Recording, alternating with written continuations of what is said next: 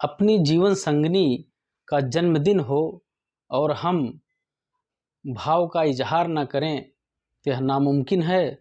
और चलते चलते सफ़र में हम सफ़र को एक शुभकामना तो बनता ही है, तो उस भाव को मैं व्यक्त कर रहा हूँ। अगर ये भाव आपके भाव तक पहुँचे तो आप भी अपनी संगनी को ज़रूर शुभकामना दें।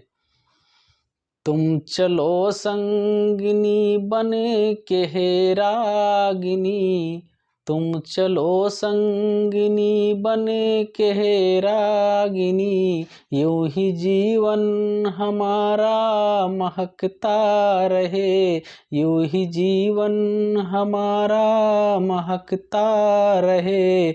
बस जा दिल के खुले आरज़ू में मेरे, बस जा दिल के खुले आरज़ू में।